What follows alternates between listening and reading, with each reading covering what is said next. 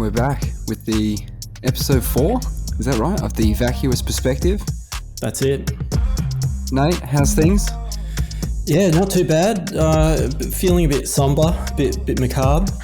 Oh, is that right? Yeah. Is it the weather? It might be something to do with the weather. That's got to be a part of it. Maybe. What is it? SAD? What's SAD stand for again? It's a disorder. It's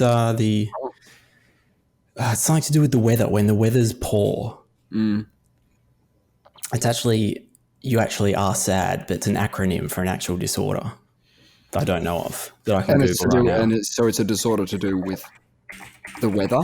Yeah. Oh, gosh. Seasonal affective disorder. Oh, yes, okay. Okay.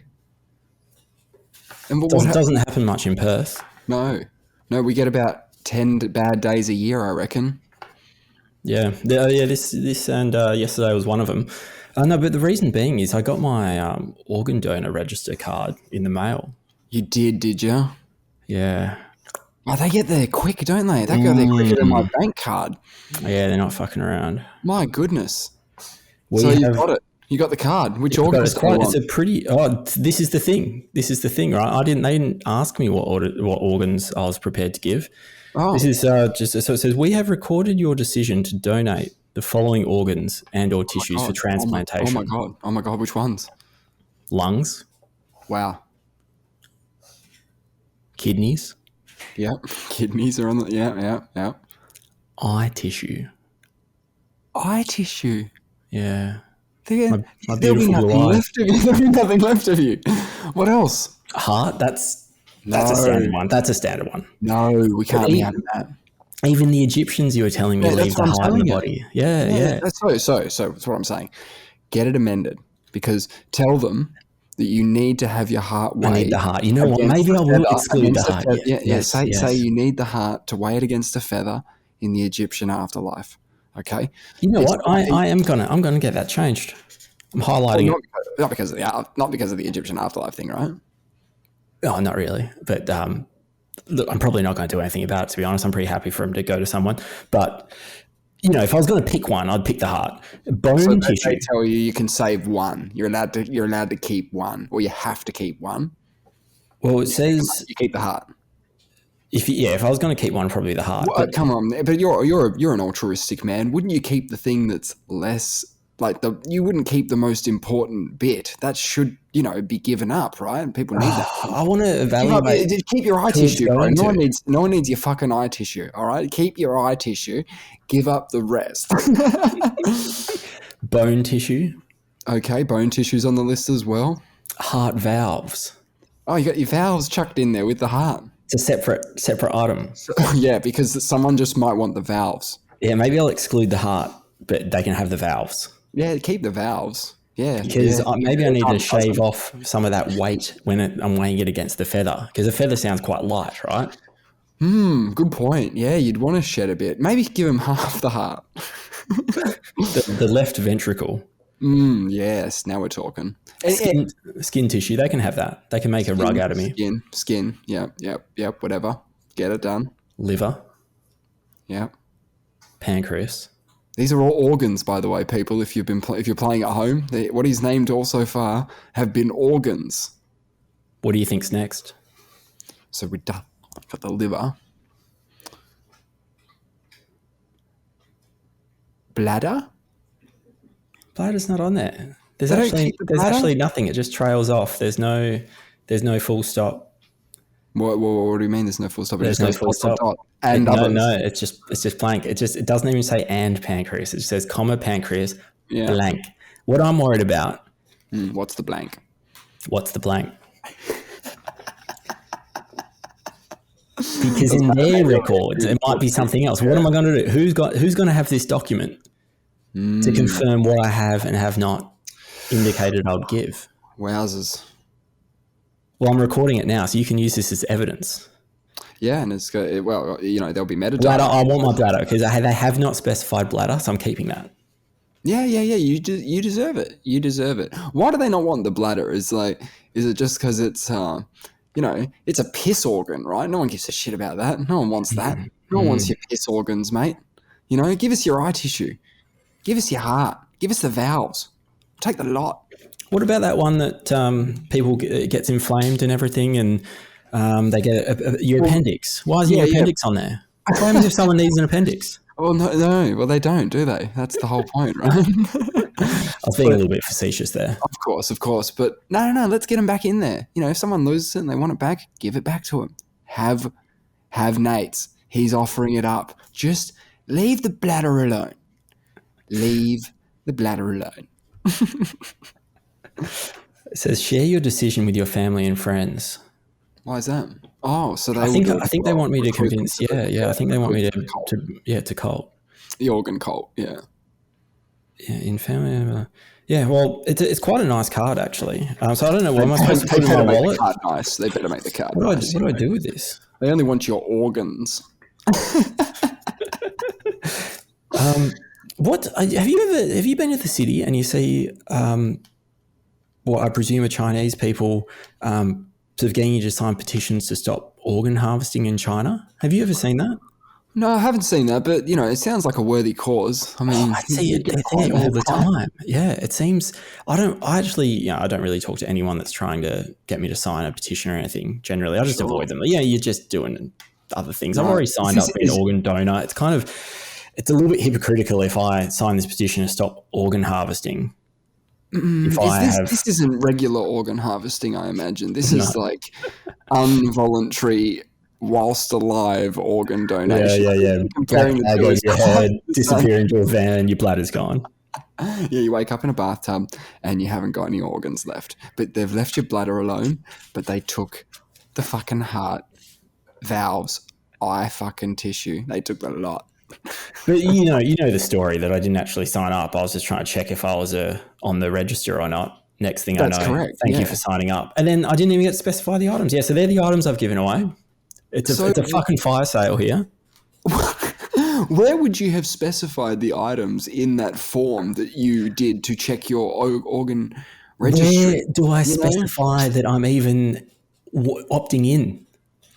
So hang on. I need to see this website. Pop it up. Hang on. What is it? Organ donor. I'm sure I'm already an organ donor. Australia. Yeah, sure. You want to find out? Yeah, just check. Check. Why wouldn't I try? Why wouldn't I want to check? Yeah, it says put in your details to check if you're a donor. Yeah. Actually, okay. So I don't see. Maybe I'm on the wrong page. Am I on the wrong page? It says that the Australian Government Organ and Tissue Authority. I'm sure that seems pretty legit. They're an authority. Hold on, I can find it. Okay, so it is. You didn't complain to them directly because they might have already changed the website. No, I just took a screenshot of what I'd signed up to because I was very confused.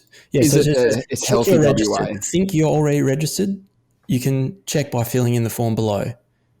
So fill in the form below, check. Next thing you know, everything's gone but your bladder. Yeah, well, they don't want that shit. I know I can't see this page, man, but it doesn't matter. I don't want to get bogged down in it. I will check because I'm sure I'm already on it. Actually, this one looks good. Okay. Check it out. About organ donation. Supporting, no. Register to be a donor. No, that's not what I want. I want to check to see if I am. Okay. Check organ. Sorry, guys. Status. We got to know. You can just tell me. Just tell me. Organ donor register. I'll pass it on to the register. Here we go. Where is it?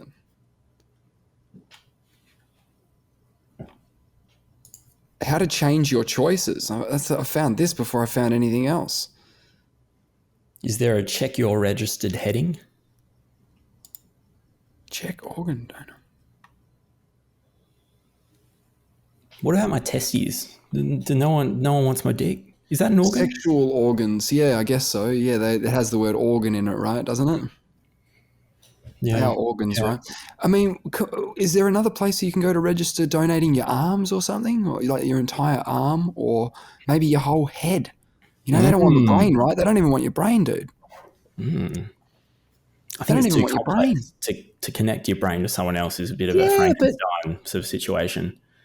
Yeah, I guess in an organ donor scenario, maybe, but maybe in a scientific one, you would donate your brain or whatever, or your head. They'll learn a lot, not from my brain, but from other people's brains. Well, in another throwback, actually, to an earlier episode, I was looking into the International Day against homophobic, bisexual, and I don't know if it's against. It's not against, actually. That can't be right. It's DHOBIT. What's the acronym stand for? It was international, but they don't put an I there for some reason. Day. It can't be against. I'm going to Google that. What is DHOBIT? I think it is day against. Oh, because transphobia, maybe. Maybe it's the rather than DHOBIT. International Day against homophobia, biphobia, and intersexism. And transphobia. Oh, okay. Yeah. Okay.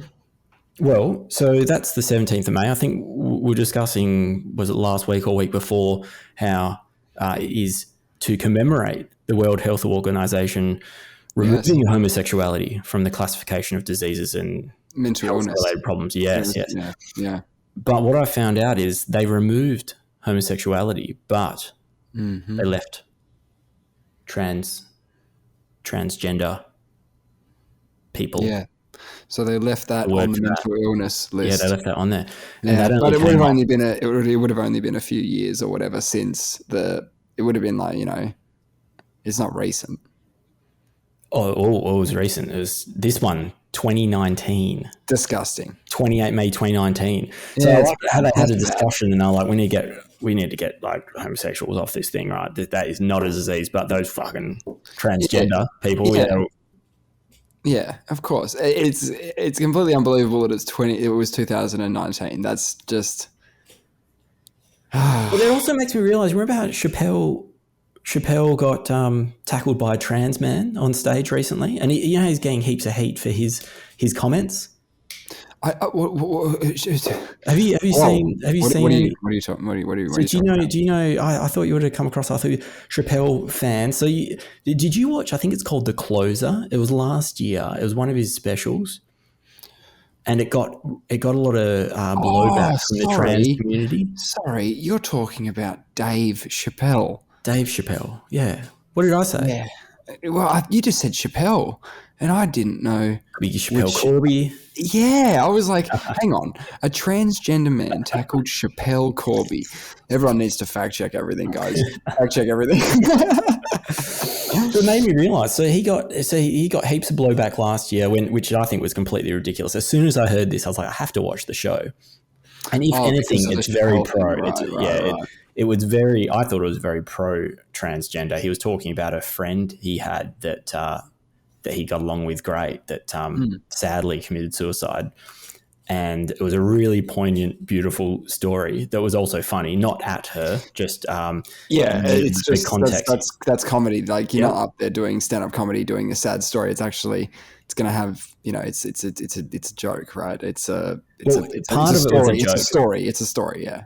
But it was powerful, and it actually. Yeah. I think if anything, it helps the whole situation. But if you extract, because it was a trans person, he makes some jokes like you'd make a joke about anyone. If he had an overweight friend, he would perhaps make some weight jokes or something, right? Yeah.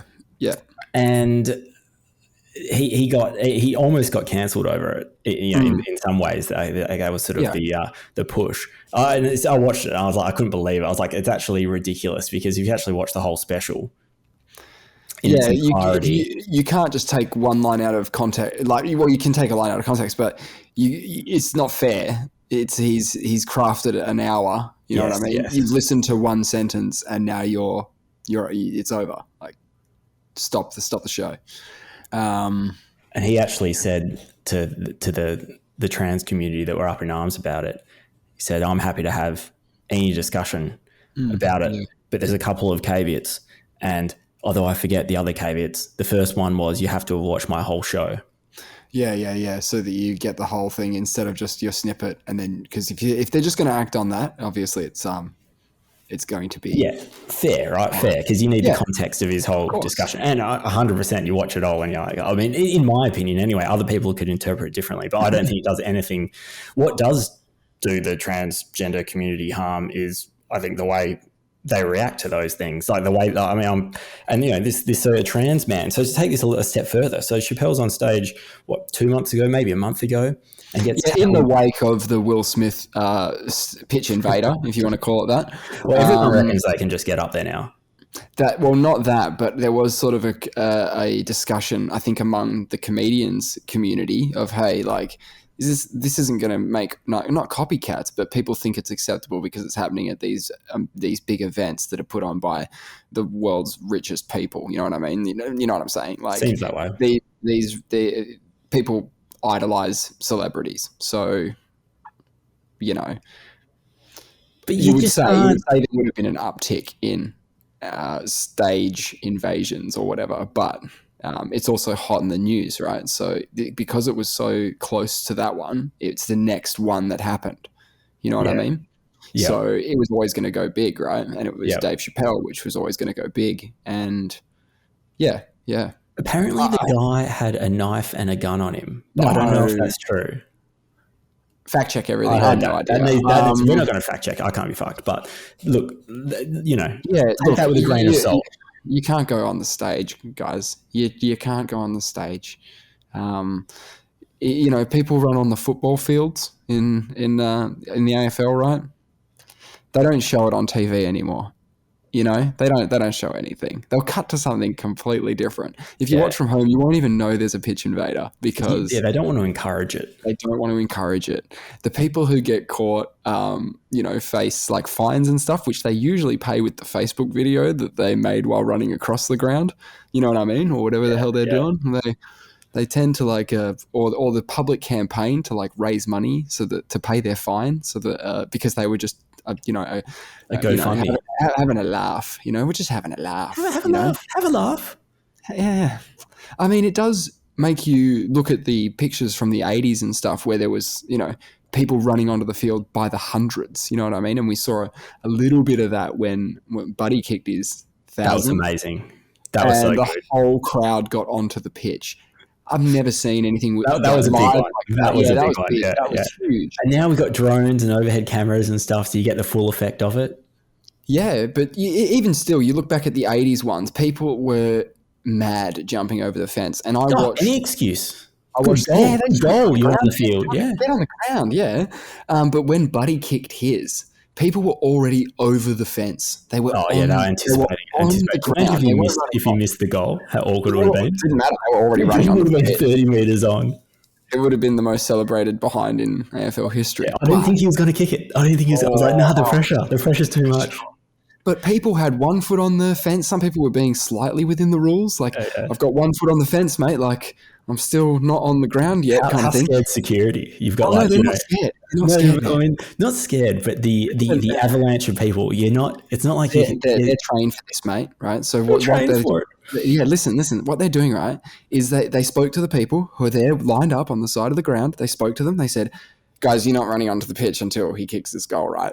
You just stay here for the minute." Right? For the minute. And they went, yeah. People in the crowd were going, yeah. We're not going yet. We're not going yet. And he steadied, kicked it into the air, I should say, not the goal. He kicked it into the air, and people just stream onto the ground from every direction.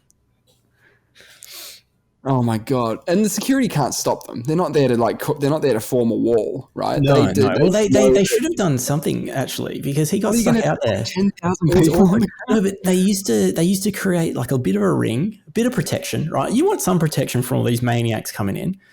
Yeah, and what they would do is they would surge. At some point, they'd let people have their fun. They're all in the moment. And then the security will all surge together to allow the player or the players to get off the ground. Whereas in this situation, it just started to become awkward. He's out there. I was like, man, he handled it pretty well. But everyone wants a selfie with him. Everyone's got their phones out. They look like absolute retards, to be honest. I mean, I'll probably have my phone out as well. But I think I know exactly what you mean. And it's there's a game still going on. How much data do we need of that event? Recorded data. How many perspectives do we need? Well, in the example, sorry, of the phone camera, they're recording their experience there. That's all that matters. You know what I True. mean? Yeah. Yeah. And They're you want your own one because you can get your face in it. that piece of history belongs to you, though. At that point, you can take that, put it in your own little museum. Did you hear about the guy that got the ball? Yes. Good bloke. Wow. Yeah. He was a good bloke, wasn't he? Well, he ended up being a good bloke in the end. He had to. Yeah, he went out to the pub. Yeah. He left the ball at home. Or was it maybe his mates went out to the pub and he didn't feel comfortable? He just wanted to guard the ball. I can't remember, but he had it at home and he thought about it a little bit. I think that the media sort of put it out there that, hey, man, if you've got this fucking ball, Buddy wants to talk to you. Gave Buddy his ball back. Give Buddy his ball back. Yeah, Buddy's at home crying. Yeah? And you want me to tell him that his ball's not coming? That's what you want me to tell him? But the guy who tackled Chappelle or tried to tackle him, he got messed up. Oh, did you hear about what happened to him? Yeah. So all I see in the video anyway is him get on the stage, get the tackle on, like tries for like a sideways single leg. I don't know what it was. Just sort of just run in and sort of fall while you're running in to get the tackle off. I don't think he fully thought it through. Is that safe to say? Yeah, I guess so. But then I see the security rush the stage. I don't know if there's 4 of them or 5 of them or something. And then they exit stage right. Yeah, well, he left in an ambulance. Yeah. I'm pretty sure he had a broken arm. Also needs to be fact checked, but yeah, right. And speaking of bumping people, you saw. I see you saw our ex-prime minister try to kill a little boy on the attempted murder. No, he should be charged. No, he tackled a kid in a game of soccer in the lead up to the election, and just ends up sort of. It wasn't a tackle. It wasn't a soccer tackle. He didn't see him. I think he was chasing the ball. I think he just turned left to go get the ball, and the ball's gone the other way. He just. I think he was trying to play wing. He wanted to be the winger. He wanted the through ball along the wing, and he's thinking, if I can Zidane leave like through your legs. Well, no, not that. Just a big pass through multiple players up the field. So he's trying to gain ground and get to the outside, right? Get to the outside because there's open field out there. But no, there's not open field out there. There's a child in front of you, and you bowl him over, right? So a soccer tackle is when they have the ball and you get your feet in and take the ball off them. That's a soccer tackle. This was more of a collision. This was a collision. It was a collision. Yeah. It was a collision. It was quite a good collision. But, I mean, it was clear that he shouldn't be out there, Push the shoulder in. I saw him shouldn't be out there. No, he's way too old to not in a child's game of soccer, no. No, and I sort of put the point of why isn't he going to like a high school, and playing soccer with 16-year-olds? You know what I mean? Is that fair? It's not where the votes are. It's not where the votes are, right? What do you mean? I'm not talking about like, let's have a level playing field out there. Let's get ScoMo out there with some 16-year-olds who know what they're doing. Let's see how he goes against them. I'm not saying that. I'm saying you want your photo up. You want to kick a goal, right? He was on the way in the little prime ministerial limousine or whatever they have. He was on the way there going. Pope Mobile. He's talking to his PR team and he's going, I'm going to play the full game. And they said, Scott, we don't think that's a good idea. They're 10-year-olds, right? Just what we're going to do is we're going to sub you in when there's 5 minutes to go. You're going to get a through ball on the outside. You're going to run to the outside, get a sweet through ball, right? And you're going to kick a goal, and that's going to be the headline tomorrow. ScoMo kicks massive goal. And he's going to, like, the camera's going to be so beautifully set up. It's going to be like the ball's curving in midair in front of him. He's put a big kick into it, right? And it's a great looking kick, and it's just sailing towards the goals, and the goalie's in the air. He's trying to block it, but he can't. It's a beautiful bending. It's bending. And ScoMo's got out of the car and he's like, I'm going to fucking smash today. So was that what was going through his mind, do you think, when he arrived? He was like, man, I'm just going to do this big bending I don't know what you call a shot on goal in soccer. Yeah, David Beckham, like it's curving Top towards corner. the top right of the net. Yeah. And he just rips his shirt off. Oh, and it's just over the head, the media's just getting it all. And they're like, and there's like 8 cameramen from all the majors, and they all get a stellar shot of this thing. Instead, we got multiple angles, some of which were very good, motion picture footage of him shoulder charging this kid and driving the shoulder in when he hits the ground because you want to get him, and then tries to turn it into a neat little hug. It was great. Yeah. No, you recovered all right. Kid's all right. Yeah. Covered very well. So did you notice that like the Prime Minister's like Secret Service like rushed to him, be like, "You're right, man. Oh, did they? You're right." Like, check on the kid.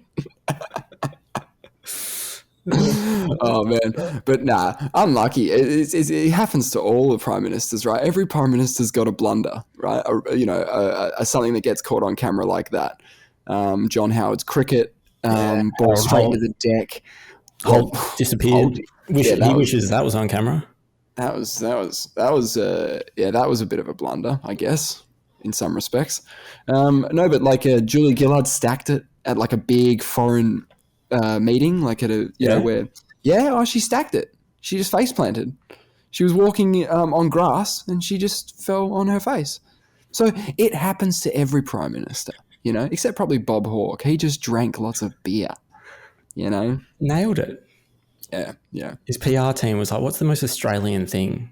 So that world record that he set, we talked about that, right? The world record that he set. So he did that when he was quite young.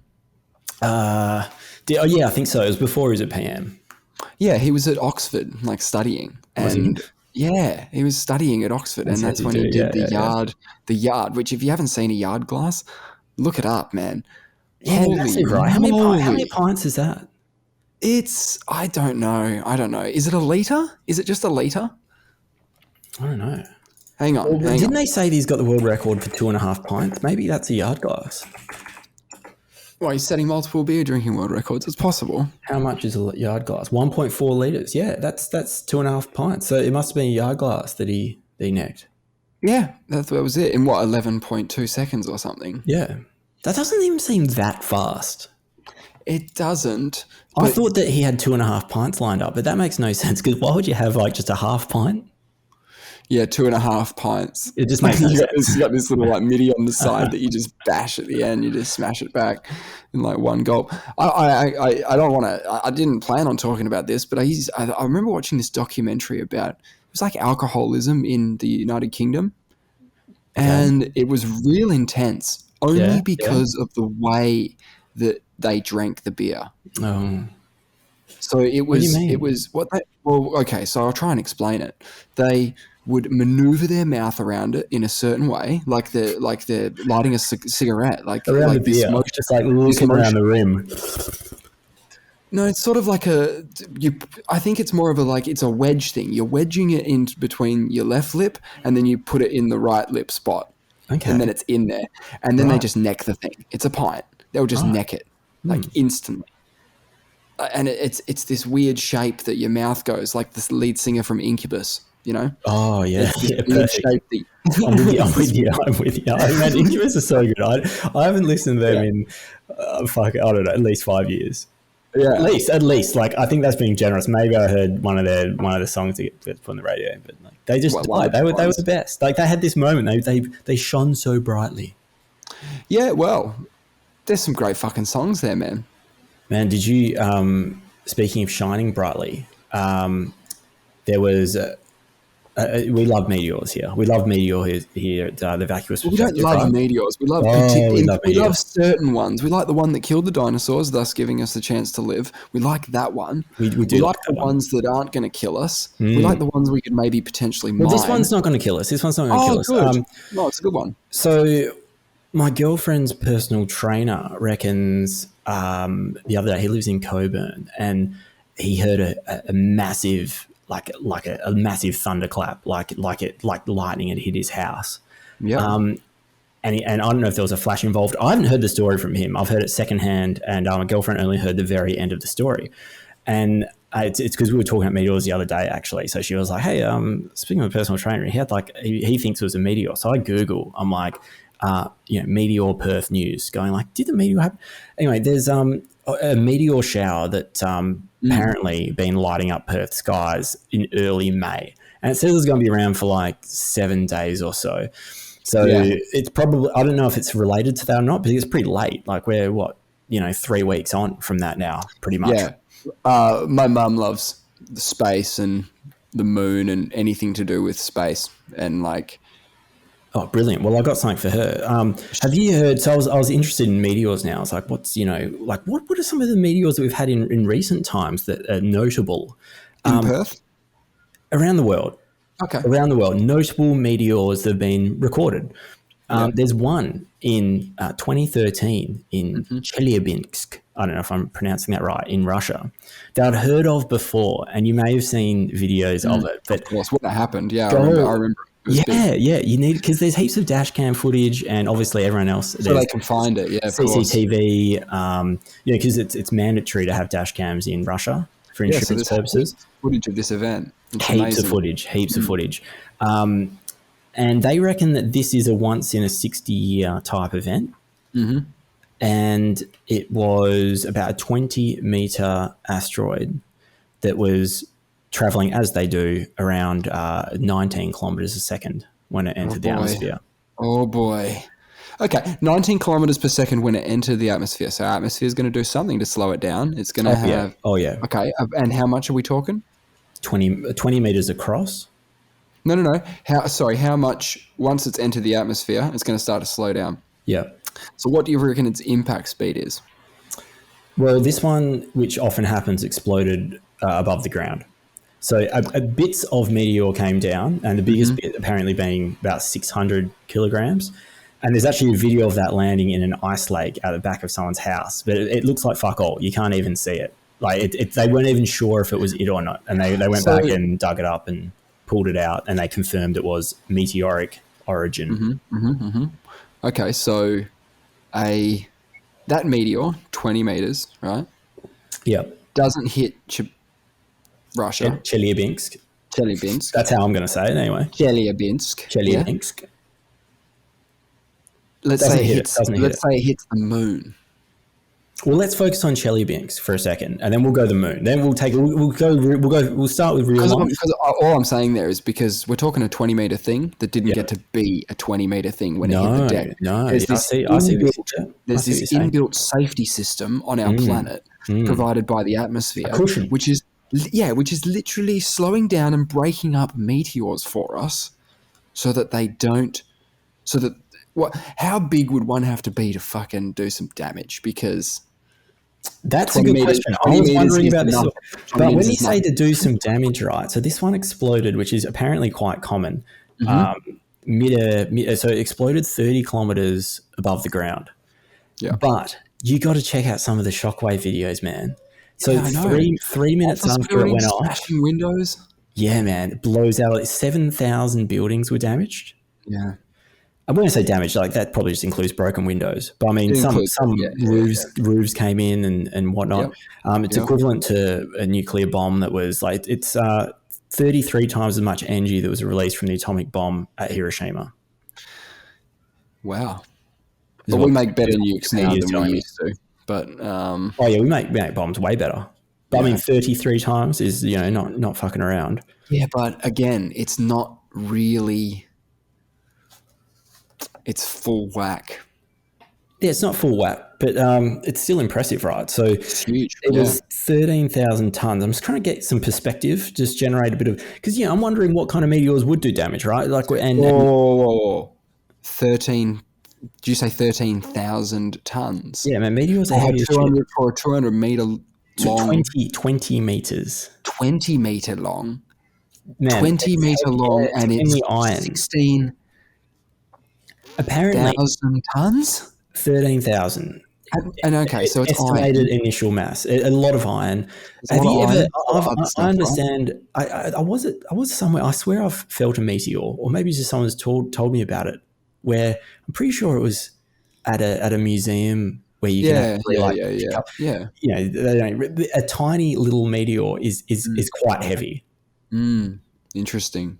Yeah, I remember going to a museum where they let you hold different meteors or whatever. Is that what you call? You wouldn't call it a meteor. It's like here, so it's a meteorite, right? Oh yeah, meteorite. Yeah, is once it hits the ground. Yeah. So you pick up all and the a other ones. Meteor is when it's in the atmosphere. Yeah. And before that, it's an asteroid. Yeah. It's weird. I don't know why it just changes names. Depending on state. Yeah, so it came in 60 times the speed of sound. Because this is all relevant to all our space discussion. It's pretty hard to conceptualize things that are not of this world. And the numbers always get crazy as soon as the you go off. The numbers get crazy. Yeah, this is a small asteroid or meteor, depending on at what stage in its journey it is. Mm-hmm. It's kind of interesting. And so it took 3 minutes for the blast wave to reach Chelyabinsk. Okay, so it must be far away from Chelyabinsk, the impact site. Yeah, I think it was 30 k's up, and then some distance. Well, it could have just been 30 k's up, right? Could have just been, yeah. But check out the shock. Check out some shock blasts. Man, I was obsessed with it when it first happened. I've seen a lot of the footage. It is impressive. It's kind of gnarly. But this is a 1 in 60 year event. You were saying, right? Yeah, 1 in 60. I reckon. Is that just taking into account sort of the odds of interception? Yeah, from us. We are pulling them towards us. I think that maybe they base it on data that of previous impacts of that size that are recorded, but it's hard because we don't have a lot of recordings of this. And then the other big one in the last 100 years, or just outside of 100 years, that you would have heard of, is the Tunguska event. Yes. Now that's theorized to be a meteor impact. Yeah. Yeah, it's crazy. That sort of part of the world. And just to give you some context, just some context on that one. So that also was a mid-air explosion over Russia. Yeah. Apparently this one flattened trees for 70 kilometers by about 40 kilometers. Yeah. Scale gets nuts. That's pretty big, man. 70 Ks of destruction. But you said it before, man. As soon as you put space into the equation, the numbers get so nuts. This thing's moving so fast. It's made up of star material. It's coming right at you. Coming right at you. And it doesn't have a targeting system, and it doesn't have a thought process. It's just hurtling. It's just rolling the dice. Yeah, but does it want to hit? Does it want to keep going? No, it doesn't want to do anything. It's just, who knows? It has no brain in that big thing. This one was 60 meters across, they reckon, traveling at 27 kilometers a second. Yeah, so we're talking 3 times the size of this previous one that we actually have footage of. We got this one and if you see a shockwave in that, that's fucking pretty nuts. And this one, they reckon, the largest impact event on Earth in recorded history. Yeah, I believe that. And so I'd sort of seen photos of this one, but I hadn't really. I just sort of came across it when I was getting excited about meteors. All you see is just broken trees and flattened like an alien came through and crop circled the whole forest. Yeah. So and that killed 3 people, they reckon, but they're sort of all unconfirmed. And it was just no one was out there. It's in the middle of Siberia in 1908. It's like it struck in the most popular, other than an ocean, it struck above the most the least densely populated area it probably could. Can you imagine that went off over like fucking Delhi? New York. Yeah, of course, man. Of course, it would be wild. But that's quite interesting. Even back then, all those years ago, it happened out in the middle of nowhere, and they still went, we got to look into that. We still have to look into that, wherever the fuck that was. They would have seen it, out the window, whatever. Hundreds of, dude. Man, you said 3 people died. I'm surprised that it's even that low, because 70 kilometers in every direction, trees flattened. What happens to a person in that, 70K radius? Mate, their eardrums get blown out. Yeah. It's obliterating trees. Yeah. Okay. That's crazy. That's and that's the biggest one in recorded history, I guess. Yeah. So I was just thinking, I'm a bit jealous of this personal trainer that arguably heard a meteor. I want to talk to him about it.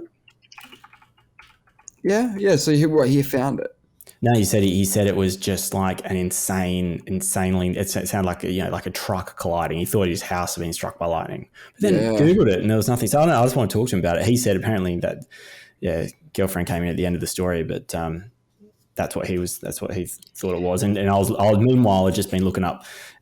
Chrissy been watching videos of the Chelyabinsk meteor, and then so it was kind of relevant. And to keep it in the astrophysics kind of realm. Or just before you do, the asteroid/meteor that killed the dinosaurs was 12 kilometers wide. Holy moly! So we go from 20 meters was a pretty insane YouTube video. Yeah, to 60 meters. To 60, which was devastation in an area, to 12 kilometers. 12 kilometers wide. I just can't even imagine what the hell happens. Well, it created a 180 kilometer wide crater and killed most living things on the planet. Can you imagine seeing that from like an airplane at like 100 kilometers away? The airplane would get blown out of the sky from the shockwave. But can you imagine just like seeing what effect that has on the land? Again, ocean, it doesn't because it doesn't care. It's from another world. It doesn't care. It's just going to fly in, explode. Well, that one probably didn't even explode. That one probably hit. Proper hit. If I had 3 wishes, I had the old 3 wish genie thing going on. Yes. One of my wishes is I want to be able to witness safely. Yes. Safely.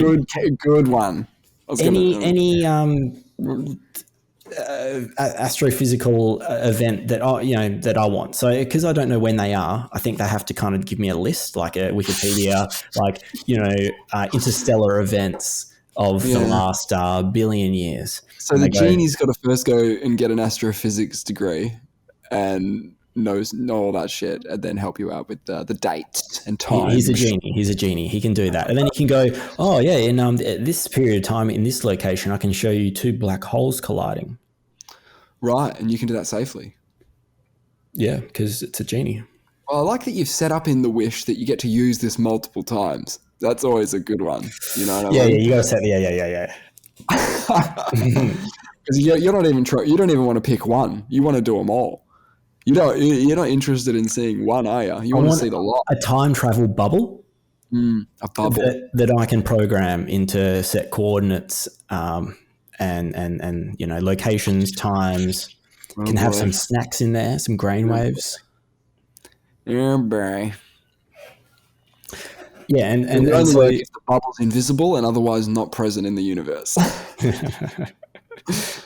So, speaking of black holes, we had that discussion about our black hole in our galaxy, Sagittarius A star, and that quote. So, just to recap very quickly, there was that photo that was, I keep saying photo, an image was captured, the first image ever of our own Milky Way black hole called Sagittarius A star. Is it the first or second? Because they had a previous pick, right? The previous one was the M87 star, a black hole in a young neighboring galaxy. It was easier. It was easier to get that one for whatever reason. Yeah, anyway, go on. There was more disturbance, and it was just more challenging to detect the radio waves from our own one. It may have been the radio waves. I think it was radio waves, actually. It actually was radio waves. But anyway, and there was that quote that this astrophysicist gave that we sort of got really hung up on. And he said that Sagittarius A star is starving. And it's receiving only a trickle of hydrogen and gas. And he said that in human terms, he's only getting I don't know why black holes are he. It is getting only 1 grain of rice every million years. And we were worried about that, weren't we? We're incredibly worried about that. Concerned. The concern was huge. We were starting funds, the GoFundMe, send a bowl of rice. Send a bowl of rice to the black hole campaign. Yeah, Spare absolutely. a grain of rice for the hole. So do you have more information on this now? What's changed? What's changed? I was just thinking about that quote. It kind of really like resonated with me. I was like, a grain of rice every million years. And then I started thinking about what a grain of rice is to me, because that's what he's trying to make it understandable to someone. Because if you just say X kilos, right, with 10 times to the power of 24, it doesn't sound like it's starving. And I wondered, I was like, a black hole is just the most incredibly huge thing that we can imagine. So I was like, a grain of rice might actually be considerable. So I thought I should put some figures to it. Okay, yeah, go on. So I Googled 1 grain of rice. Yes. What do you reckon a grain of rice weighs? It's a tough question. Half a gram? It's 0.004 grams, so not much. What? Every million years, you're not really going to get too far on that. All right, so my body weight, 750,000 grams. And I think I'm relatively, I don't know if this is just being a bit arrogant, but I think I'm relatively representative of an average size Western male. Human male, yeah, sure. Yep. Non-starving, specify that. Yep. So the mass, okay, and then the mass of the sun, this is important because the only figure I had to go on is that in this article it said that the mass of Sagittarius A star was 4.3 million times our sun. Yes. So the mass of our sun is 2 times 10 to the power of 33 grams, right? And then 4.3 million times that. Okay, so it doesn't matter about the figures too much, but I'll sort of run you through it. It's 8.6 times 10 to the power of 39 grams. And I think it was a woman, I believe, won the Nobel Prize in 2020 for actually figuring out the mass of the Sagittarius A star. So we knew about it before we had an image of it. Oh, wow. Yeah, it's amazing, isn't it? Ridiculous. Yeah. Okay, so to get a grain of rice equivalent for Sagittarius A star is, what it is, it's 0.004 being a grain of rice divided by my body weight, 75,000 grams. And that equals, I'm going to call grain of rice Y, divided by the mass of Sagittarius A star, which we just calculated above. So that's going to give you the relative ratio, right? Grain of rice to me is what to the correct Sag A star. Sure. Yes, I see. So I got a figure, right? It will make more. I'll bring it back to relative terms later. So it's for the sake of the argument, it's 4.6 times 10 to the power of 32 grams. So that's what Y is. That's what a grain of rice is. To Sagittarius A star. Yeah, to Sagittarius A star. And I was like, what the fuck does that mean? I was like, I can't figure out that was very unsatisfying for me, right? So I was like, I need to give this some perspective. I was like, what's the mass of the moon? So that's 7.3 times 10 to the power of 25 grams. So Y is 6.3 million moons. And I was like, okay. I was like, that sounds like decent. That doesn't sound like you're starving. So I was like, this is every million years it's having this. So 1 grain of rice equivalent every million years equates to consuming 6.3 moons a year, or a moon every 2 months. I'm questioning. Every year you said. So 6.3 moons a year. Yep. I'm questioning how starving this thing is. It seems a little bit. Perhaps maybe a little bit. Might have to cancel the campaign. I don't know how much rice we've sent. Have we sent any rice? Yeah, we haven't yet. No. We're still in logistics. Stockpiling. Yeah. Look. What? So the question still would be like, what? Does it want some rice? Well, it hasn't asked for any, but I mean, it's hungry. It's starving. Surely that means. Why would they say starving? Why would they use that terminology? Well, I've got some more, just a little bit more statistics. The answer to that is actually 6.8 million moons or whatever. Yeah. Being a grain of rice every million years for the black hole. Yeah. That's fucking nothing, man. That's nothing. Well, what about this? It's the equivalent of 469 times the entire mass of humans every second. That's better. Now you're onto something. So how do you feel about donating rice to the cause now? Right, yeah, you're putting it in real human terms, aren't you? Yeah. How many million people a second? It's 469 times the mass of the entire human population every second. 469 times the entire mass of the human population every second. That's a lot, isn't it? I think it's being a little bit selfish. That's a lot, dude. That's not a bowl of rice anymore. We're not talking about bowls of rice anymore. This astrophysicist, I don't know his name, but he's trying to make it sound like this black hole struggling a little bit, right? If he said that the black hole is consuming 469% of the mass of the entire human race every second, I don't think we've been sending out any bowls of rice. We need to cancel the campaign. Cancel the campaign. The campaign has been completely cancelled. Oh yeah, my God. I'm glad because it felt like it was going to be a lot of work. It did seem like a lot of work, didn't it? And we weren't even going to be doing any of the logistics and the sciencey bits of it. We were just going to front the project, get the money where it's meant to go, build the rockets, whatever you need, the rice, obviously. But now I'll provide a little bit of balance for you. Yep. Just my last comment is that the Y, being the grain of rice equivalent, is only, so this is every million years, is only 23% of our sun. So when you start comparing it to something that's... You've gone back to big things and now it seems back to big things. Now it seems like it's every million years only gets a quarter. Of the sun. Of the sun. Yeah, the sun's pretty big. Like the sun's one of those objects that is in space, so it's a lot bigger than you think. You know, people who go to Egypt go, yeah, I went and saw the pyramids, and I go, oh, that must have been incredible because I'm a big Egypt guy, and so are you, and I know that.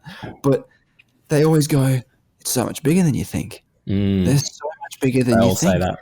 And I go, how can it possibly be bigger than what I think? I think it's fucking massive, and they'll go, it's bigger than you think. It's bigger than you think. So the sun's a pretty good example of it's bigger than you think because we're just like, how big is the sun? Like, how big could it possibly be? Like 10 pyramids? You know, come on, man. It can't be that big. Hey, that would be a cool metric. Did you ever understand that math about the pyramids and the size of the Earth? Did you ever understand that? I don't understand it, no. But can't have a look into it. No, I don't understand it, but I know there's some dimensions I think sort of correlate to certain stats about the Earth. Yeah, which they obviously wouldn't have been able to know or did know, but don't know how. They're pretty good. The stats are pretty good, but some of them are terrible. Some of them are like, don't even. I was like, you put that in with all this good stuff, right? Yeah, I know you're diluting an interesting point. Yep. Yeah, it really you get 1 or 2 and you're like, oh, that's really cool. That's really good on its own. And then they sort of like I feel like they take it too far. They're looking too hard into the math. There's some really interesting points. I don't know them. The same sort of people also say that the pyramids are sort of situated at the geographical center of the planet, which sort of lends itself to that theory that they were sort of aware of, I don't know, where they were, not just on the planet, but aware of the planet as well. I don't know. I'm going to look into that a little bit. I'll look into it. I'll bring some data. I'll bring some stats, a bit like the grain of rice. Have a look into it. Yeah, but also, it's it sort of makes sense but it also doesn't because they would have to. What did they stroll there to the geographical center and go knock a little stick in the ground and go right, cool. This is land the spaceship. What are you talking about? Oh, land the spaceship. Land the spaceship. Just park it up. Oh, man, all the things that enter our atmosphere from space land in Russia. That's just where they go, man.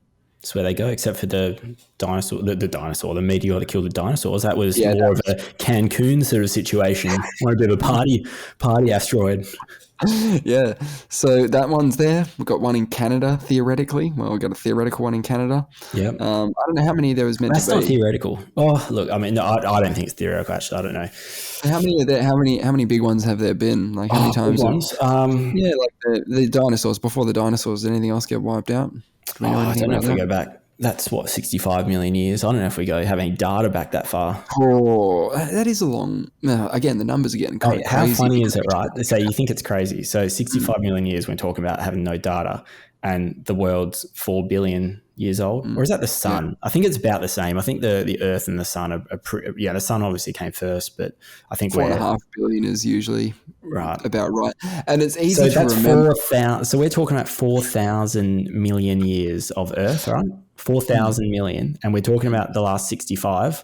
After that, we've got no data. So we're talking about 3,935 million years just unaccounted for.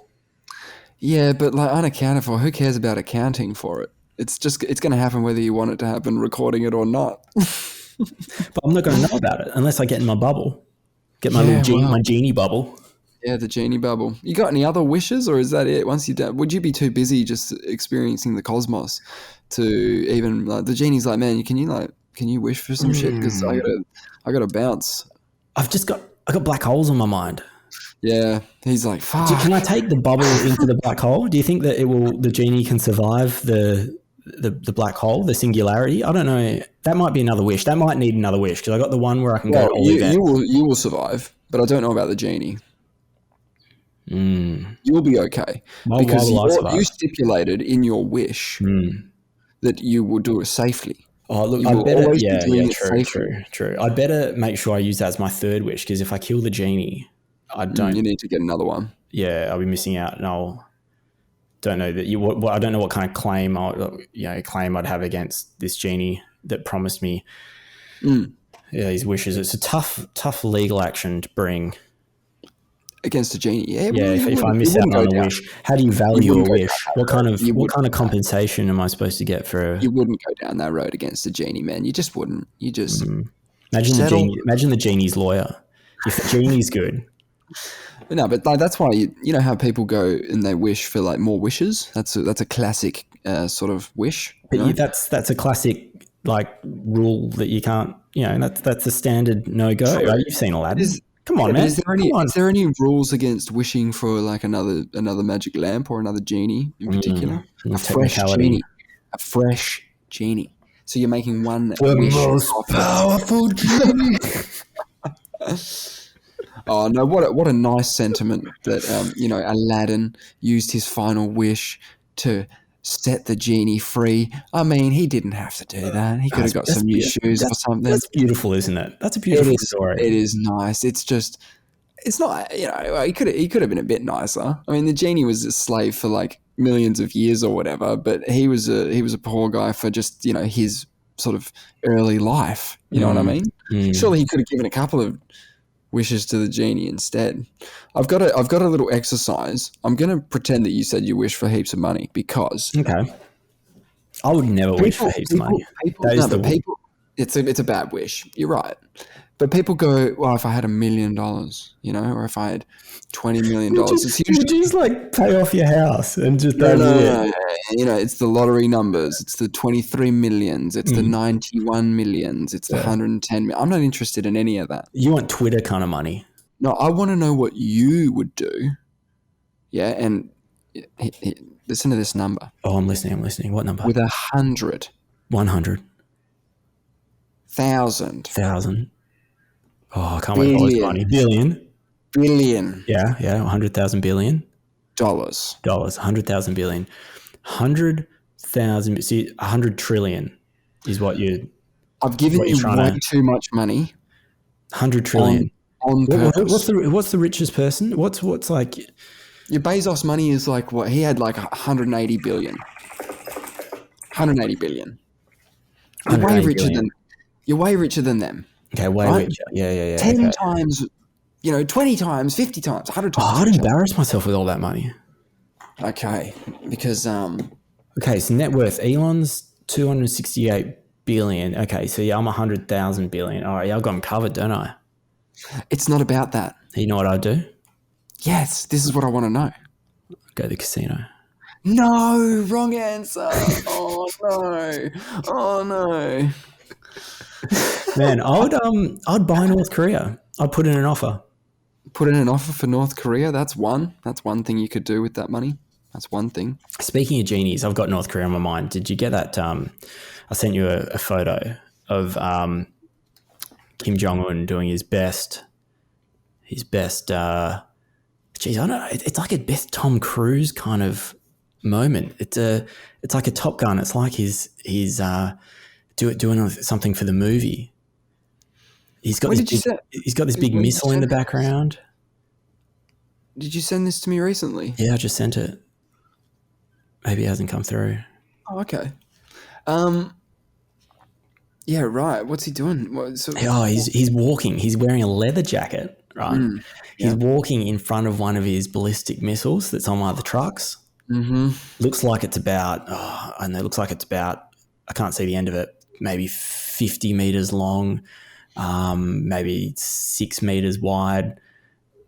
It looks sick. And he's got these two officers on either side of him. So he's wearing the leather jacket and his two officers are like decked out in sort of military stuff, just cruising along.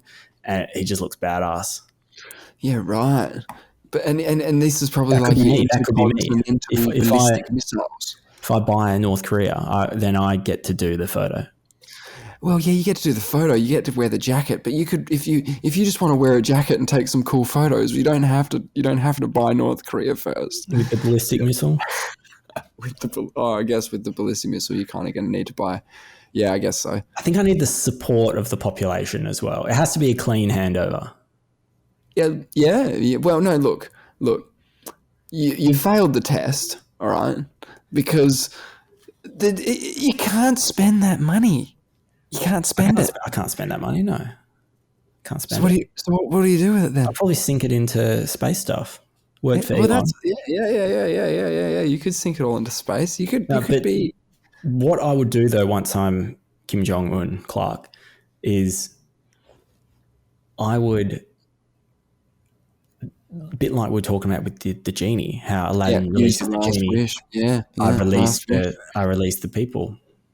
Right, so you're just going to be the government then and do it out of your pocket. I'll put I'll get ScoMo. He's not busy. True. Put ScoMo in. He would probably thrive in that position. He would be like, this is. So you're just going to give him a percentage of the money, and you're just going to say, "Hey, man, I trust you. You ran a country before. Just do this one." I haven't fully thought it through. Yeah. Couldn't you, because if you have that kind of money, couldn't you do, you could end world hunger in an instant with that money. Oh, you're right, actually. I could save the starving black hole. I'll find out if, in fact, it is starving. Once I've fed the black hole, I'll move to more terrestrial so get issues. Black holes first.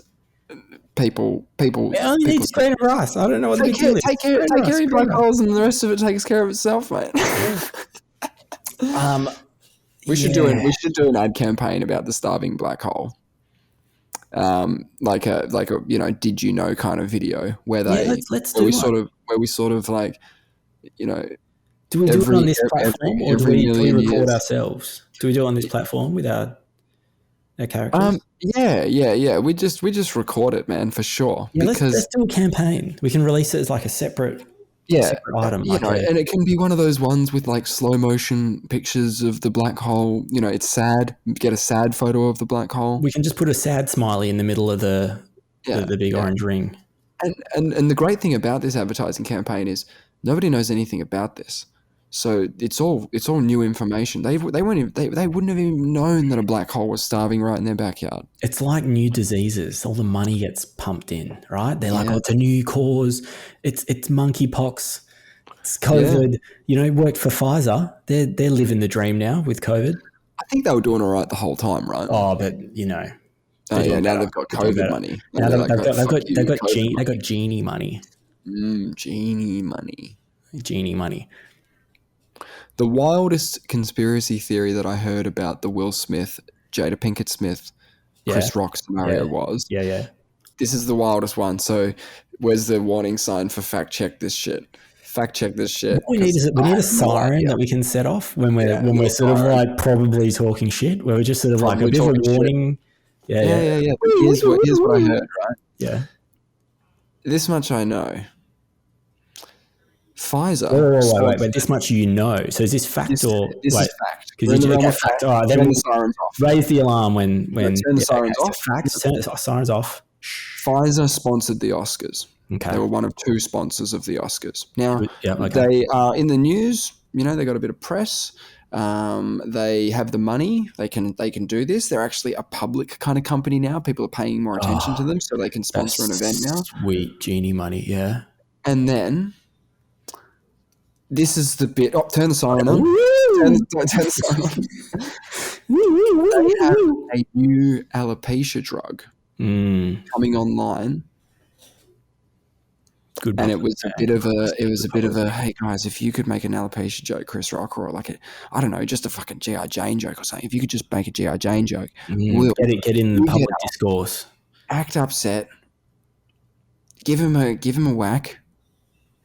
How hard? I'll leave that up to you.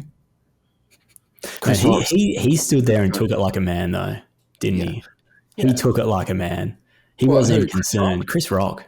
Well, his hands were behind his back because he wasn't expecting a fellow actor to slap him in the face on national television. So his hands were down. Man, someone walks at me when I've just said, I'm a bit confused about what's going on. He's a comedian, dude. He's used to this, right? But not this. People walking up on the stage. Not that, obviously. But I would still just take a step back. Like when the guy's walking up to me, like, whoa, what's going on? I was like, what's he going to do? Give me a thing of flowers? What's he going to do when he gets there? Shake his hand? I don't know really what he was thinking. True. It was almost pretty, I can't say it's obvious. But maybe if he was going to grab the finger at him, shake his finger at him, go, you're a dick. Like, that's a shit joke. Do you know if he did that, that would have been great.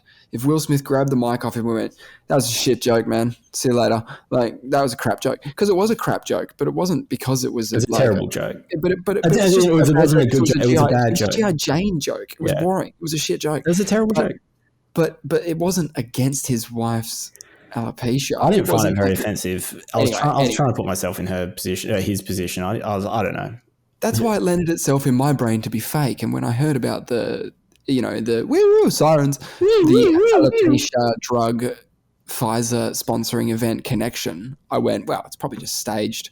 It probably was. And now it's got out of hand, and now no one wants to fess up that it was staged. So we're just going through the motions, and we'll go on holiday, and hopefully people will forget about it. But we won't, because my first impression was that this doesn't look. No, as in it looked like he hit him, but it didn't look. It didn't smell right. I'm like, what's he doing? Weird. I'm like, what is going on? As soon as I saw it, I was thinking, this is some kind of, I don't know. There's an angle. I felt like there was an angle to it. It's a bit. They're doing it. Yeah. They know about it. He's aware that he's going to get hit. I was like, it's Will Smith hitting someone. He doesn't. You can't do that. No, you can't hit people. Either he's the most unstable man, which I've been led to believe just from what I see, that he seems like a really down to earth kind of guy. He's even the most. Will does. Yeah, Will. Sure, but not that I obviously don't know him. He seems like he's got his shit together. He got rocked by that, as in he was.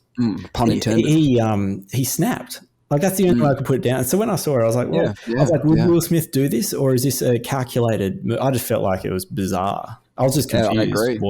I've got a theory on it. Another theory about. Oh no! This is a theory. This is my own personal feelings on it. Right.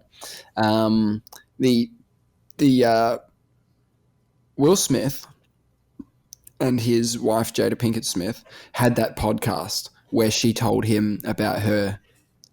What did she call them? Encounters or whatever. Is that what she called them? Yeah, she called them like encounters or something with the young man who she was dating while her and Will Smith were not together. I don't know the full circumstances because I don't really keep up to date on Jada Pinkett Smith and Will Smith's life. Yeah, celebrity gossip in general. I don't really know much about it, but some things will seep into my sphere, and I will basically consume it. But the thing is that I think he was in the audience that night and Chris Rock's turned to him, and in his brain he's going to say something about my wife fucking another man. So you reckon he was winding himself up? He went, he's going to say, this is what I'm saying, he's going to say something about my wife fucking a young man. He's going to say something about my wife, And he just said, no, another man. no, and he not said, on my watch. Yeah, and he said, G.I. Jane 2, can't wait to see it. And he heard. And he said, no, and Will Smith went, fuck it, I don't care. He's getting clipped. Now. I mean, he's getting clipped. Now, the keep my wife's name out your fucking mouth bit applies to if he was going to say Jada Pinkett Smith fucked a young man, right? Yeah. Keep my wife's name out of your mouth. Rightly so. And rightly so in that scenario. Yeah, maybe he thought the joke was going to be far it's more inappropriate. Kind of. It was a G.I. Jane joke, bro. Yeah, it seemed pretty. Yeah, I mean, Chris Rock was surprised. Don't these jokes get checked by? He's not just freeballing out there, is he?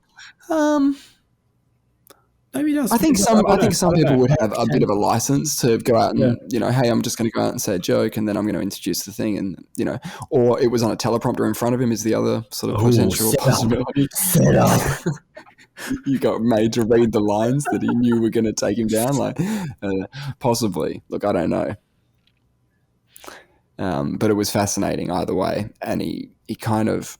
I really wanted to. I really want to write celebrity apologies, for a living. I think I could probably do it because just be sincere, be genuine. Exactly. Be 100% honest, leave nothing out, and don't let people have that bit where they can go, aha, but you're a scumbag, that bit. Don't mention the genie money, the dirty genie money. Leave that out there.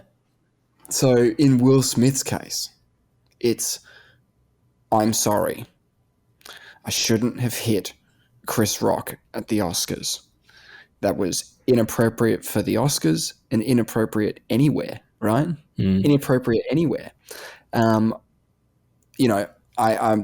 just he has to be 100% honest the whole way. Are you offering this advice for free, or if Will's listening, can he? He's already botched it.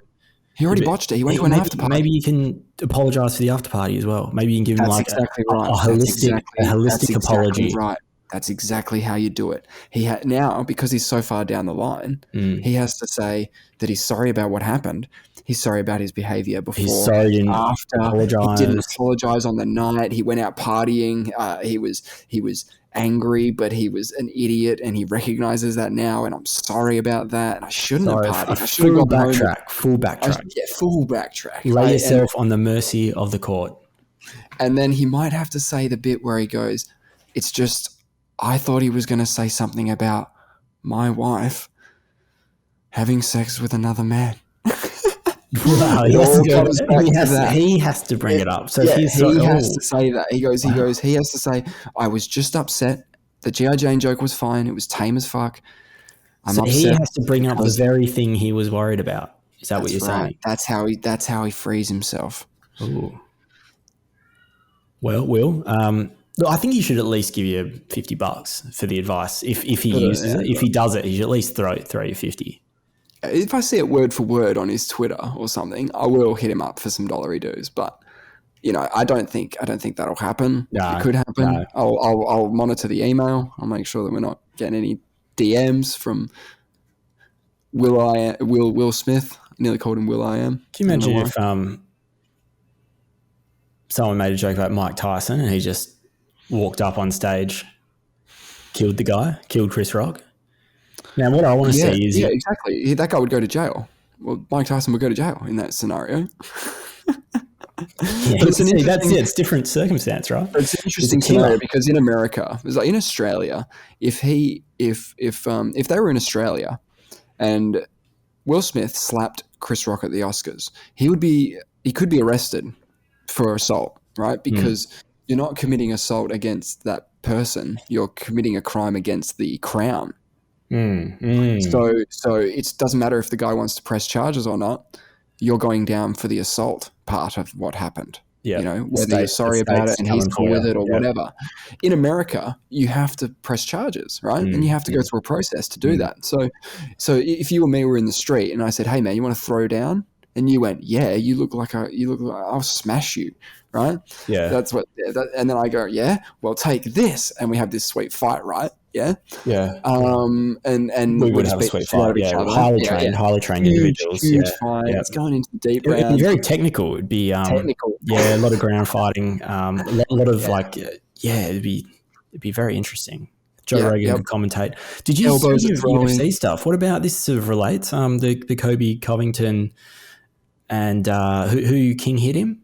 Old mate. Jorge Masvidal after the fight. Yeah, bad. Well, that wasn't really after the fight, was it? Was it? Yeah, it was. It was. I mean, this is the one in the street, right? Like yeah, but it was the night. It was the night of the fight. Oh, okay. Yeah, they were out celebrating or whatever. Or it was the weekend of the fight. It was like that period. It was either the day of, or it was a couple of days after, or a day after. Pretty wild. I only heard about that the other day. I don't really sort of pay that much attention, but I was like, fuck, he's getting charged, right? Kobe's pressing charges.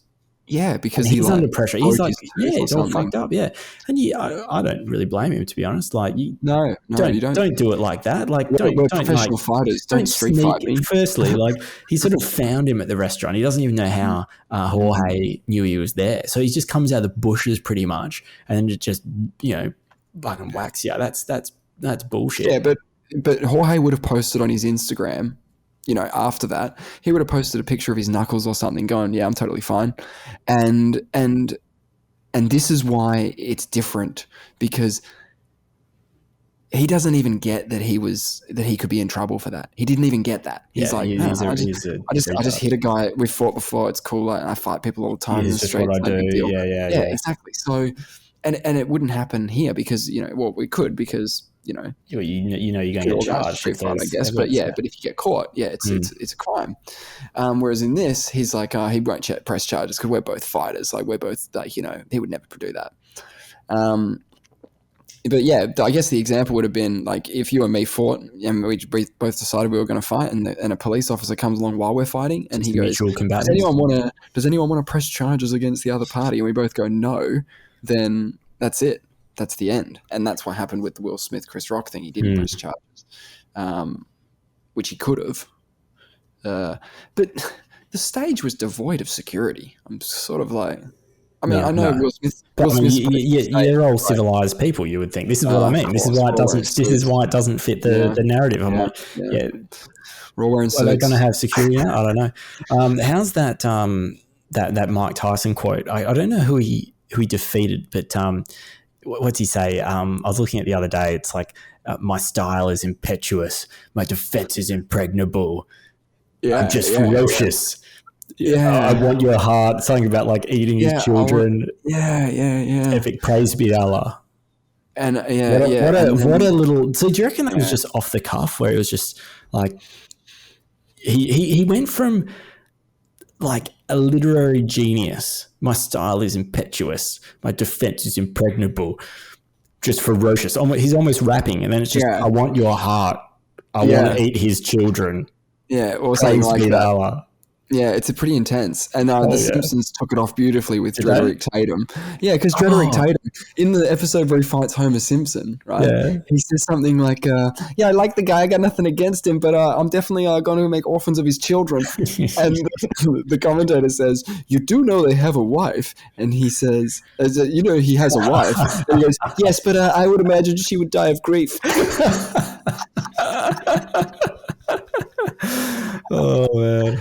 So Simpsons did it. That's amazing. They always do it. Speaking of Mike Tyson, did you catch that footage of him on the plane beating the fuck out of the guy on the seat behind him? I didn't see the footage. I heard about it. Man. Yeah, it's bad. Does he really wind up? Nah, he's so. What did the guy do? He was just being obnoxious. He was he was drunk or whatever. He was behind him. He was annoying him. On the flight. I think they were. Mike Tyson. I know. What are you doing? What are you doing? But also, you can't hit people. You're not allowed to hit. You're not allowed to hit people. Will would say otherwise. What's that? Will would say otherwise. Well, yeah, Will Smith can do what he wants, right? He can That's do what what he he thought wants. anyway. That's what he thought He's anyway. bloody But Jesus. it was right around that time as well, and everyone was not giving Mike Tyson a hard time because this guy was being like so annoying He had it coming behind him, and apparently like there's two sides of it. Like there's a TikTok video or something of it looking at him, and it says guy asked for an autograph. Like it's like the text says like guy asked for an autograph, right?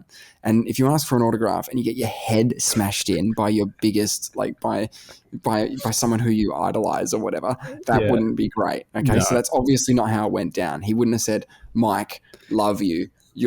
I'm your biggest fan." Yeah, there was more context. Can you please? It would mean the world to me if you would please give me maybe a photo and a signature. I would die, right? And he went, "No problem," and did it for you. No problem.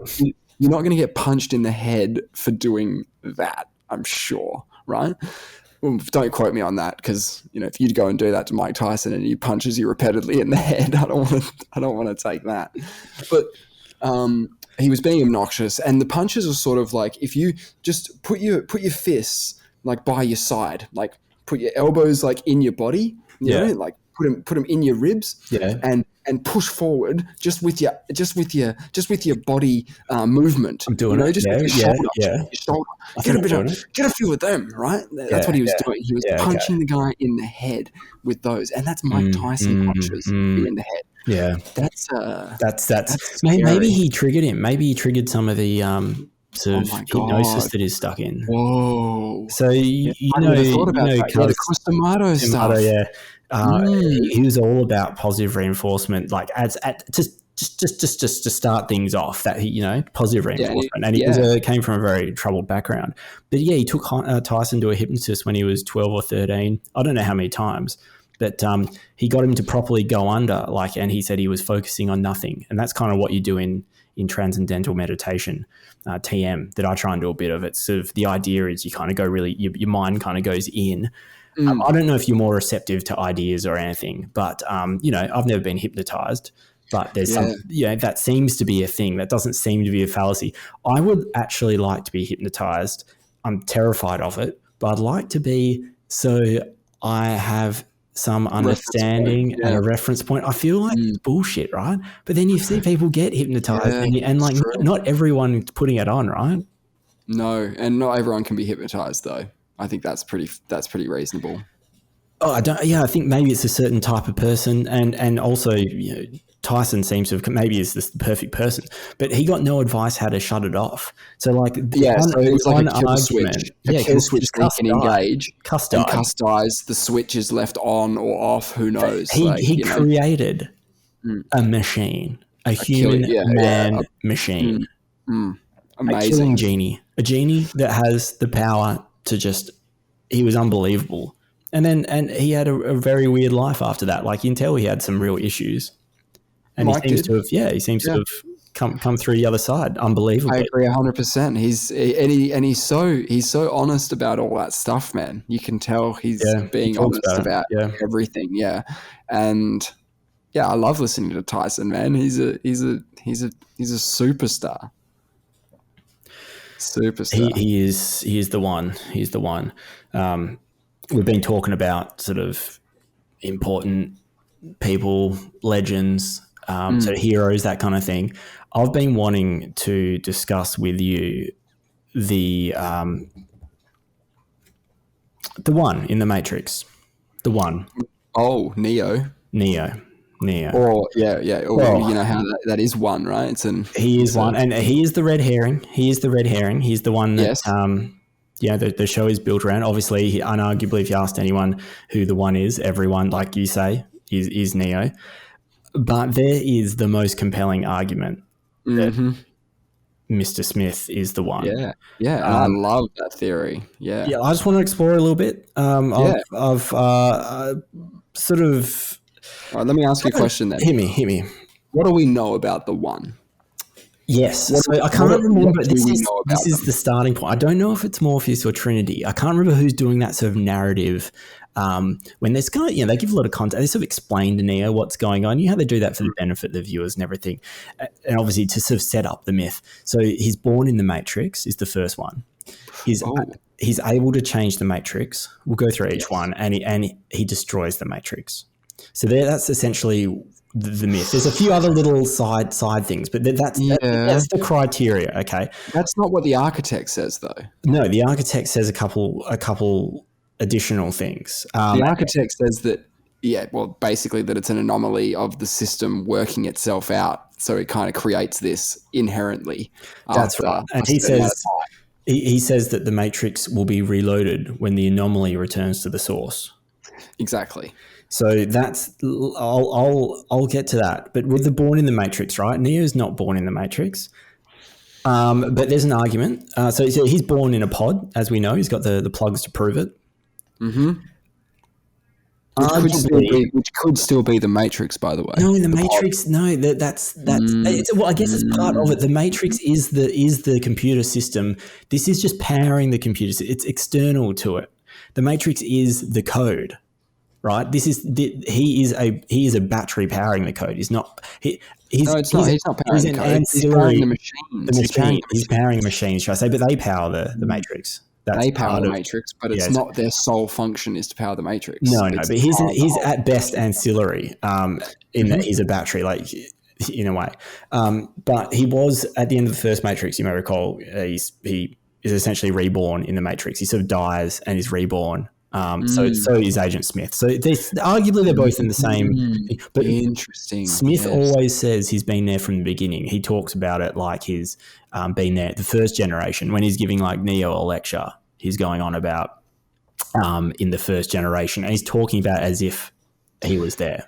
Ooh, does he say he was there though? He doesn't say it, but he alludes to it. I know what you mean. Yeah. So anyway, it's something like that they made a world that was too perfect, and the humans rejected it because they need suffering and shit. Because the world is like boring or something. So if you're going on that first criteria, it leans to Smith. Arguably, you can go either way, but it leans towards him, in my opinion. So able to change the Matrix and manipulate the code specifically is what they say. Mm-hmm. Neo can't actually change the Matrix. He can bend the Matrix. Arguably, he can change it, but I don't think when you take what Smith can do, after he becomes unplugged after the first one, he's able to change it drastically, including making multiple copies of himself. He has far greater ability to change the Matrix than Neo. I don't think he changed the Matrix. He did copy his program into all the other people who then became him. He definitely did that. But I don't think he changed like the physical Matrix. Like one of the signs of an agent was, you know how they would like put a wall in. Yeah. They're just going to chuck a wall in behind a curtain that you think is not a wall. They've just put it in there, and because a black cat got seen twice in a row, you're boned. The agents have created a wall program and fucked you up, right? He doesn't have that anymore because he's unplugged from the agent systems. Yes. But he's in with this new thing, which is I can copy myself 1 billion times and I can take over this joint. But that's changing the Matrix. Yeah. Oh yeah. Agree. And then destroys the Matrix. Again, look, we'll get into this, but Smith says he's going to destroy the Matrix. So he's at least got the intention of doing it as well at some point. Interesting. And then the one that really sort of resonates strongly with me, but it sort of makes more intuitive sense, is apparently, and as the architect says this as well, is that the Oracle created the one. No, this is getting too weird now. Because I've always had this weird thing. There's a weird moment in the Matrix. I need to tell you about it. Yeah, hit me. Agent Smith walks into the Oracle's house and goes, "Hey babes, haven't seen you in a while. Yeah, okay. What's been happening? Still got the cookies going, right? Right." And he assimilates her. She knows that he's here to copy his program into her, whatever, and she's well aware of what's going on. She's being copied over, right? Yep. Copies are over. Yep. My theory is from that point on in the movie, you're not seeing the first Agent Smith. You're seeing Oracle Agent Smith. The combining of the Oracle's code and the agent's code, right? You're probably thinking, what the fuck evidence would you have to support that? Well, in the pit, when Neo beats Agent Smith, there's a split second, 2.5 second shot, max of the Oracle in the crater, not Agent Smith. Interesting. That's good. But when you say that Smith walks in there and says, "Hey, babes," he says, "Hey, mum." Yeah, exactly. Hey, mum. Yeah, so, exactly. I mean, that's a that's very, very powerful. Okay, so very because powerful. Oracle created the one, then he's calling her mum. That's a very good point. Calling her mum. But she didn't run away. She didn't. She knew he was coming. Still stayed because she knew that they kind of needed that. This was meant to go down. But do you recall how it ends, right? So Neo goes to the source. Crucifix mode on the source. He goes full Jesus Christ, but he goes to the source. Yep. So the idea is the anomaly needs to return to the source. Okay. Yep. Neo goes to the source, and I think everyone just sort of assumes that's sort of how the movie goes. But really, if you think about it, Neo's plugged in at the source, and then at the end of the movie, Agent Smith absorbs Neo, and you think that he's won, but he didn't win because now because Neo's plugged into the source. That is Agent Smith returning to the source, and Agent Smith is the one. Right. And Neo's a vessel for the one? Yes, Neo's a vessel for the one. So Smith's code assimilates into the source and the end. It's fascinating, isn't it? It feels like it makes way more sense. It feels like they could have gone down that road, or maybe would have explained it another way. No, I think they did go down that road. I think they did. Nah, because I guess it still makes sense, but they made a big point out of him going full Jesus mode, like Neo's big. Yeah, there's a lot of imagery. Yeah, maybe it's just an undercurrent to keep people sort of. I think it's a great alternative theory with and the movie. You don't have to change anything in the movie for that theory to be correct. You know what I mean? And it's almost like both perspectives are true. And however way you want to look at it, Neo returning to the source with or without Agent Smith in him is the same thing. You know what I mean? It's Neo at that thing, full cross position, lights coming out of him, and all that shit. Yeah. And there's so much Bible imagery and references in the Matrix. Hey, the Wachowskis must have been right into that stuff. Possibly. Yeah, and you haven't seen the new one, have you? I haven't. I've avoided that. Go and watch it. Maybe I will. Because we can pick this up next week. But thanks for joining us. Well done. Yeah, well done. Yourself. Another episode in the books. I've been Val, Nate. Always a pleasure. Cheers, Val. Until next time. Flick us an email if you got a question about the Matrix. What is the email? Vacuousperspective @mail. Just Vacuous Perspective. Just vacuousperspective.com. I did say the last week, but it doesn't.